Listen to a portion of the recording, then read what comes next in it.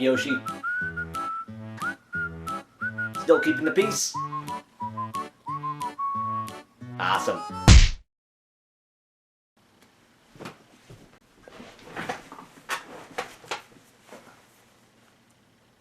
The X-Men.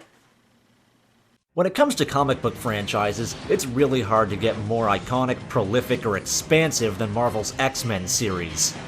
Featuring tons of recognizable characters and an ongoing story that tackles issues like prejudice and self-preservation whilst providing tons of action, it's no wonder that this series became such a huge media success, spawning a couple of awesome cartoon adaptations, some really sweet live-action movies, and of course, quite a handful of great games. From Clone Wars to Legends, it's safe to say that this series has had a good track record in the last couple of generations of consoles. But it still feels like something is missing. Yeah, we've escaped the Weapon X facility and molested Street Fighter characters as Rogue, but it still feels like we're missing something. Something that could truly throw us into their world from a new, personal perspective. But then, one day in 2010, a trailer was shown. A stylish, mysterious, tantalizing trailer that gave the promise of something truly special. Something that would not only immerse us in the X-Men universe like never before, but would also give us the opportunity to bring ourselves into the story and make an impact on the series' lore. That something would be called X-Men Destiny. Now, I remember about a month or so before the game actually came out, and I talked to one of my friends about it, and he was a huge X-Men fan, and we were both pretty excited. I mean, think about it. A game with the superhero antics of something like Infamous, but with the decision-making system and narrative of a game like Deus Ex or Mass Effect. How could you possibly fuck that up? Oh.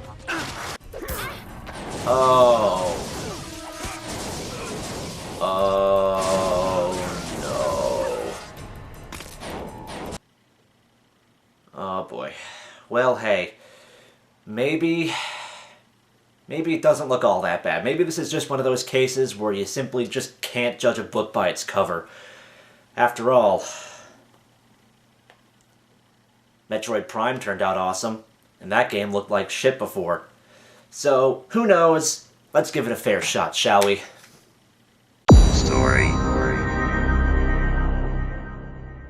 The story in Destiny takes place in a rather unique and recent time in the X-Men canon. Professor Charles Xavier, leader of the X-Men and the founder of the Xavier Institute for Gifted Youngsters, is dead after being killed by a robot bastard named Bastion. Tensions between humans and mutants are at an all-time high, and to make matters worse, there is an anti-mutant organization calling themselves the Purifiers running around, and they certainly aren't helping anything. The game begins at a human-mutant peace rally where Cyclops and the chief of the Mutant Response Division, Louis Reyes, stand at the podium.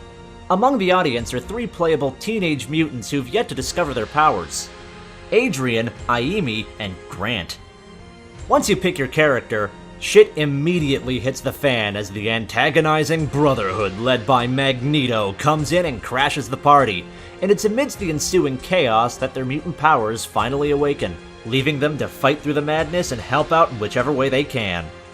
After your character finally gets some time to breathe, they're immediately contacted by Emma Frost, and it's not long until you start meeting up with other random characters from both the X-Men and the Brotherhood. People like Iceman, Nightcrawler, Wolverine, Gambit, Toad, Mystique, Quicksilver, the Juggernaut, and a bunch of others. Of course, Cyclops and Magneto are around too, obviously, and there are a couple of other newer characters like Pixie and Caliban. My knowledge of the cartoon far outweighs my knowledge of the comics, so I'm not exactly sure what the deal is with these two, but they seem to have a pretty important role in the plot. Zihal Novarum Chinu!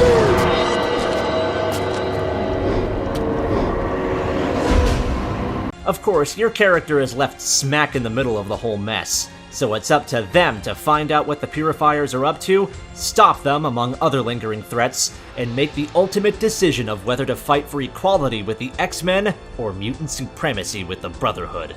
Choose now. I've no time for further debate. Don't do this. You're not like them. I've watched you. Now that sounds like the perfect setup for an action role-playing game, but unfortunately it's just not as well realized as it could be. All three characters are pretty much just cardboard cutouts, and while their stories do sound genuinely interesting, they're rarely explored outside of the opening cutscenes and the occasional unique line of dialogue. I've played through the game twice, once as Adrian on the hardest setting, and again as Aimi on the easiest setting. Fuck Grant. So you've got any special powers besides being super cute? Looking at his bio is enough to tell me that he's got the personality of a mashed potato. Adrian starts off as an initiate of the Purifiers, following in the footsteps of his late father. Yes, Dad. I hear you. You won't disappoint me. No, sir. But then he finds out that he himself is a mutant. He becomes incredibly conflicted, having a hard time accepting what he is while being haunted by the memory of his dad. While he does express some genuine confusion and uncertainty through the course of the game, the struggle between him and the ghost of his father usually just come off as weird schizophrenic conversations. There isn't even an effect put on his voice like there is with Emma Frost, so for all we know, he could just be putting on a ventriloquism act during fights. Cover up your tattoo. You're a disgrace. Dad, I'm only trying to. Don't talk back to me! No, sir. I won't. And in the end, he just shrugs it off and all is well for the side that he favored, which in my case was the X-Men. Then there's Aimi. She was born in Japan, but because of the brutal anti-mutant legislation that's going on over there, her parents find a way to smuggle her to America. Upon discovering her ability, she begins to speculate that maybe her parents' reasoning weren't so much in the interest of her personal safety, but rather an opportunity to give her a better environment in which she can develop her powers and maybe one day make a difference. When my father put me on that boat, he didn't say where we were going. And now you're wondering if the old man had a little more in mind than saving your tush. Again, that's about as deep as it goes, so they just shrug it off and all is well for the Brotherhood this time around. One word that you're going to hear them throw around a lot during the campaign is choice. And while you do get some options, never do they feel like they carry any weight whatsoever. Aside from maybe some different dialogue, all the scenes play out pretty much the same no matter what you do. And that's where the game really starts to fall on its ass. It's your choice, but the door is open.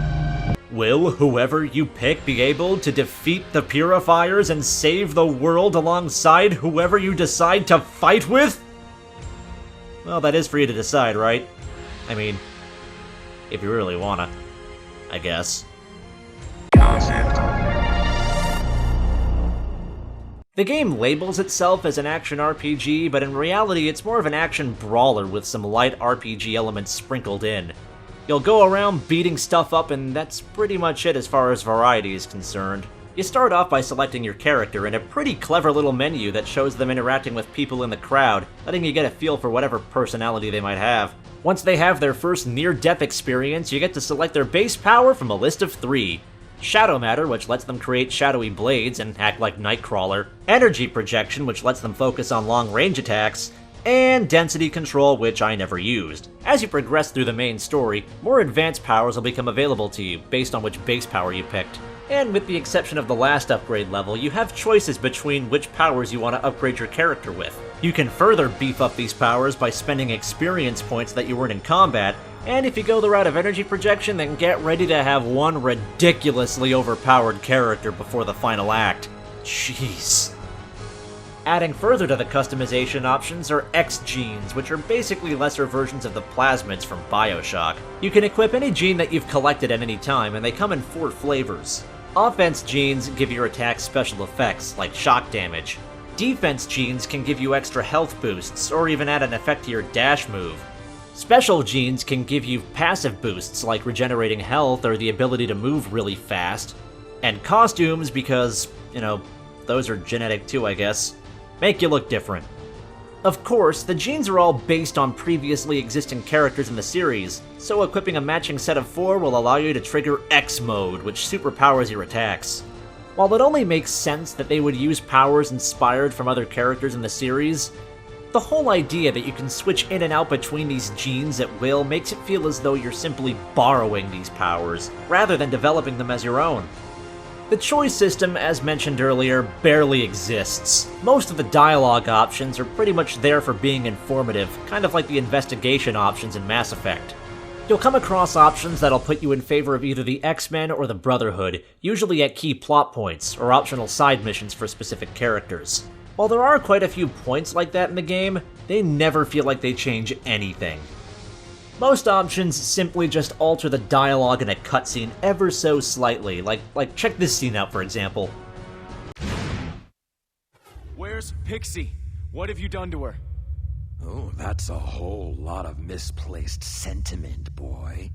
You're thinking of mutants as people. That's a slippery slope. Well, I promise I won't make the same mistake with you, Hodge. Adrian, think of what you're doing. Remember who you were. Thank you. I think the auto repair system has done its work by now.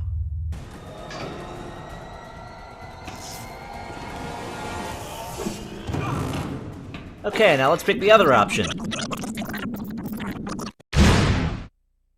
Kneel down then. Show me your hands. There's more ugliness to you than I would have thought possible. Adrian, think of what you're doing. Remember who you were. Thank you. I think the auto repair system has done its work by now.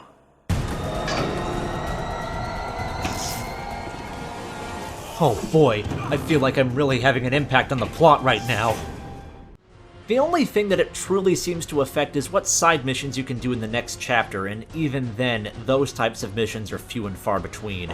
I'd ask you to join me, but it seems you're neck deep in the X-Men camp. No matter what you do in the game, everything just plays out the same way. You go to the same places, you do the same things, and you end up fighting both with and against the same people. So even if you decide to go Brotherhood all the way, you'll still end up fighting Magneto near the end. The fuck?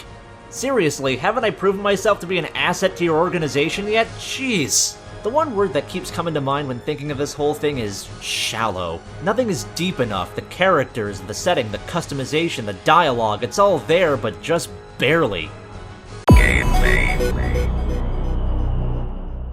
The game plays like a typical brawler. You go around and beat stuff up, or shoot stuff up if you rolled with energy. But either way, it does little to deviate from that. The attacks feel weird. Shadow Matter blades just slash about in a blurry fashion, and the energy projectiles travel in weird arcs. There's no lock-on aiming to speak of, and that wouldn't necessarily be a bad thing if the game gave you better feedback. Your special powers can come in pretty handy, at least for the most part. With Shadow Matter, you get a cool spinning attack that sends people flying, a move that lets you rapidly teleport and beat down on enemies Nightcrawler style. And, this. Whoa. Then there are the energy powers, which get insane. You can make a force field that stops projectiles and hurts people inside it, a Dragon Ball Z style energy beam, and the ability to transform into a fucking sun with a gravitational pull that just sent enemies spinning everywhere, and holy fuck, look at this! Just what the, whoa, what the fuck? Oh my god, that's actually really awesome. Like I said, overpowered as hell. Not only is the game incredibly linear, but it's the kind of game that loves to put invisible walls behind you so you can't backtrack and collect anything that you may have missed. You can go back using the chapter select feature, but that's still a pain in the ass. Speaking of grabbing things for the sake of completion, this game may very well feature the easiest 1,000 gamer points you'll ever be able to score on Xbox Live, or Platinum Trophy if that's your thing. Enemies can range from uninspired to annoying as hell, particularly the fucking flamethrower dudes. If you're not careful, these dudes will completely drain your HP within 1 second. Then you've got these weird U-Men dudes in spacesuits that only show up for 1 chapter, and these weird deformed-looking almost mutants. One of the cooler enemies in the game were the Hunter drones. These bipedal assault walkers spray bullets in front of anything that it looks at, and it has a pretty powerful ground pound attack. You have to take out its legs in order to disable it so you can finish it off, but you gotta do it before it can fix itself. They're one of the more strategic enemies in the game, and fortunately they don't happen nearly enough to become annoying. Unlike the fucking flamethrower guys. Fuck them. There's a fair bit of acrobatic platforming-ish kind of stuff along the lines of games like Darksiders and Enslaved. And Uncharted 2, I guess, because that kind of started the whole craze. Unlike in those games, though, here the physics are kind of weird. You have a weird anti-gravity jump and it just feels off. At least things that you can grab onto flash, so you're never really unsure of where you can go. But that doesn't change the fact that it's kind of lame. There is no nice way of saying it. X-Men Destiny looks fucking bad. This could pass off as early GameCube graphics, or hell, even late Dreamcast graphics. But far into the 7th gen of consoles, it does not look impressive at all. Now, it is only understandable that they would want to keep the visuals simple to accommodate the Wii version, and some can even argue that it gives the game a more cartoony kind of feel. But even then, it could look better. Fortunately, the character designs aren't bad. All the characters look as you would expect them to, and hell, even a mediocre X-Men game can't make Emma Frost look bad. They do some stylish stuff with text pop-ups, which legitimately look pretty cool. While fighting baddies, you'll get one of these things telling you that either a power is ready or that you've pulled off an awesome combo chain. The best part is that because these text pop-ups show up in the actual game environment, you can smash them, and it never stops being amusing. These pop-ups will also show up during cutscenes, introducing characters as they appear, though sometimes the camera angle changes before the thing disappears and... oh jeez. Everything else just seems half-baked. The loading screens, the fighting animations, the particle effects, the frame rate. Oh my god, the frame rate. Fortunately, the audio does fare better. The voice acting is passable, characters sound like you would expect, and it's actually alright. There are so many. This will not be easy. How could the Purifiers be part of something like this? How could they commit such atrocities? Okay, for the most part, it's alright. The audio design is passable, but nothing to write home about. The combat in particular never really sounds weighty enough, which goes back to my earlier complaint about how the game doesn't really provide good feedback when you hit stuff. Also, there are some weird instances in the game where enemies' attacks don't make sounds. What the fuck? I'm going to ignore the clippiness of the audio this time around because I think that actually might have more to do with how I captured the footage. The music is alright. It's about as inspired as a bald space marine, but it gets the job done. Don't expect any memorable tracks here. Well, maybe except the loading screen thing. After playing that game twice, it's the kind of stuff that you start hearing in your nightmares. Ugh.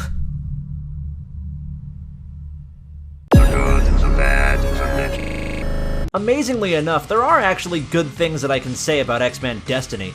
They get extra brownie points by actually having the game take place within a current time within the canon of the comics. If you don't read the comics, you might be confused as hell like I was, but hey, it's still something, right? You just might be able to appreciate it a bit more if you're familiar with the events that took place before the game starts. Some of the boss fights near the end were admittedly pretty cool. You have to fight a Sentinel, you know, those giant robot things, and the scale of that battle feels pretty epic despite the fact that the thing makes the alien laser sound from Perfect Dark. The 3-part fight against Magneto and Juggernaut is also pretty awesome, especially near the end when you're running up to Magneto and he's throwing everything that he possibly can at you. It just looks really cool. So yeah, there are actually some memorable moments in the game. Awesome. Also, the whole thing is pretty short. It's monotonous, but it's over before you know it. Now for some of the many problems stacked against it. Like I said before, the whole thing is monotonous as hell. You'll go around beating people up, then talk to somebody and pretend that you actually give a shit, and then beat more people up, and then get a new power and beat more people up, and then talk to somebody else, pretend that your choices actually have meaning, and then beat more people up, and then do a side mission which usually involves beating more people up, and then you'll talk to somebody else and pretend that that did something, and then you'll lather, rinse, and repeat.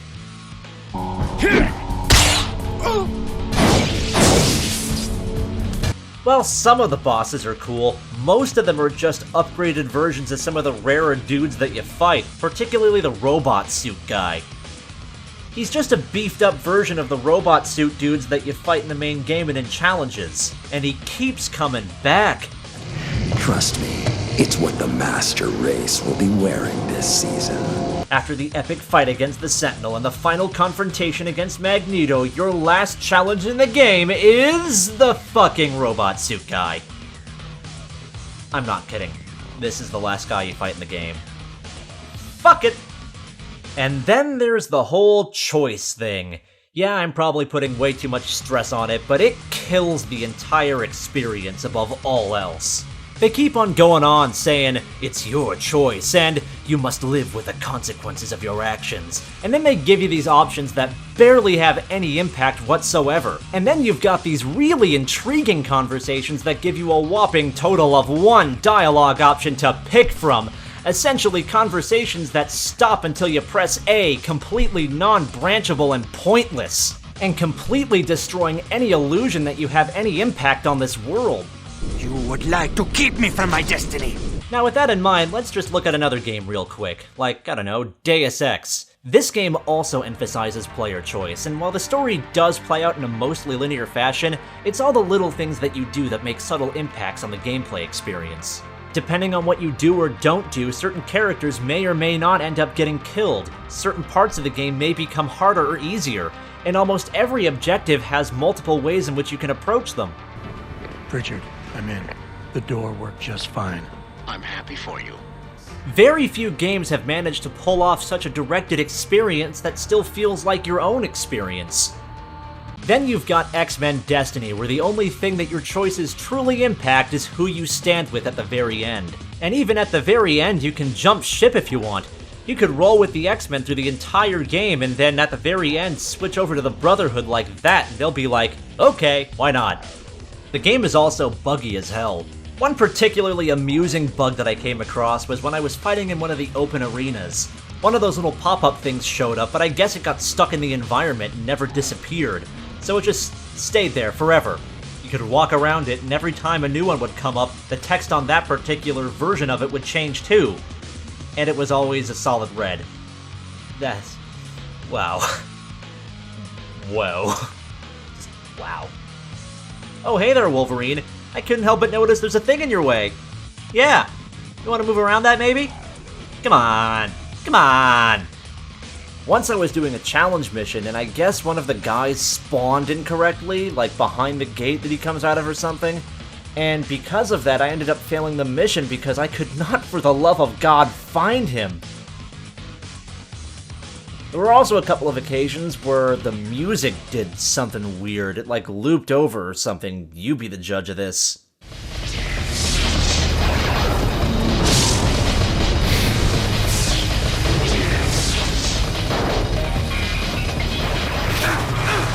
Sometime, you'll realize there's no point in fighting.